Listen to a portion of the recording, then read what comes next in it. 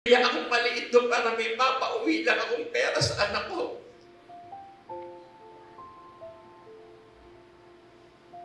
Pag tinanda ko,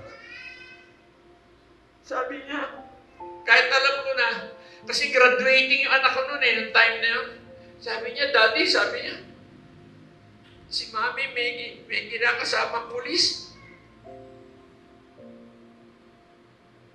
Nagsusumbong yung anak ko, ako naman dead man lang. Kunyari, hindi ko siya na-editin, hindi ko napapansin. Pero iyak po ako na iyak.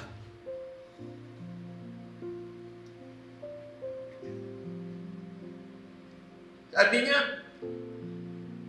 mahilig ng basketball yun, magaling po player yung anak ko. Malaking bata, magaling na player.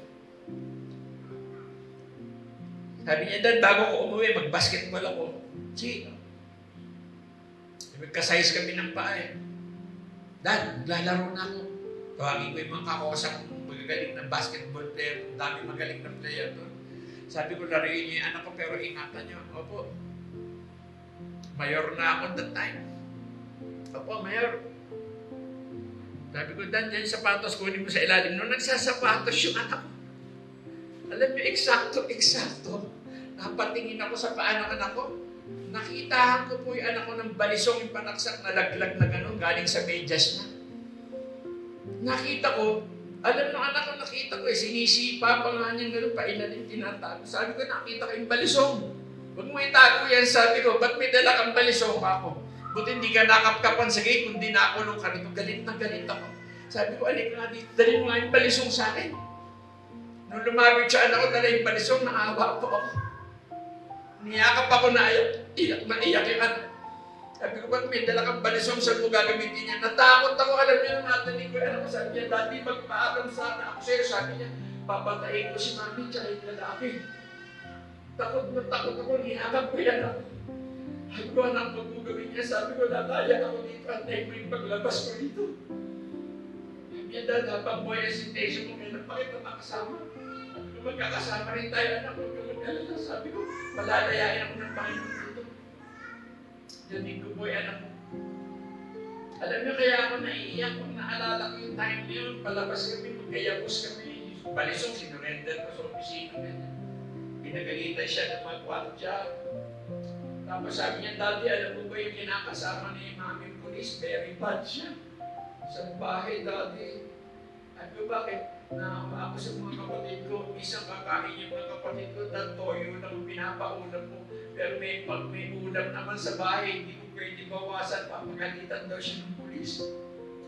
Bawa ako doon sa panganay ko. Tapos dati sa umaga, papasok sa school yung mga kapatid ko, paliligo ako sila, Dad, tubig lang. Meron din naman sabon, di ko naman pwede gamitin yung sabon. Papagalitan daw siya. Naawa ako sa panganay ko. Kaya lalabas ako dito.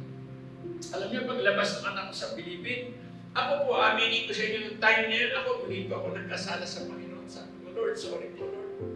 Pero hindi po talaga ako nangangako, Panginoon. Pero sinabi ko ng mga oras na kapag lumaya ako dito, sabi ko, papatay ko asawa ko. Pero alam niyo, hindi pinahintulutan to ng Lord sa aking buhay dahil totoo ang pangako niya sa kanyang salita. Philippians chapter 1, verse 6. Nang lahat ang naumpisa ko sa'yo, tatapusin ko ito, sabi ng Panginoon. Alam niyo na manghako ako sa Lord. December 97, nagpaalam ang wife ko, habang buhay ang sentensya ko. Wala pang isang taon. September of 1998, tinawagan ako ng laya. Nung tawagan ako ng laya, nabaliktad naman lahat sa buhay ko, ayaw ko nang lumaya. Ako, natatakot po ako lumaya. Sabi ko, Lord, sana pinabayaan mo na ako sa loob ng bilang mo kasi natatakot ako makalabas, baka madisgrasya ko lang ang misis ko, nakamatay na ako ng tao. Pero sabi ko, Lord, kung talagang kalooban nung makalaya na ako, sa paglaya ko, Panginoon, bigyan mo ako ng tamang tao makakasama dahil gusto kong patuloy na maglingkod na lamang ako sa inyo. Pinalaya ako ng Panginoon Diyos, September 28 of 1998, lumabas ng Bilibid, iyak ako na iyak. Alam niyo kung bakit? Mga kabataan, 25 anyos ako nung makulong. Lumaya pa ako 43 anyos na. Wala pa akong kasalanan sa kaso ito. Pero totoo po yung salita niya, Jeremiah 29. 29:11. Alam niya ang plano niya para sa atin. Amen?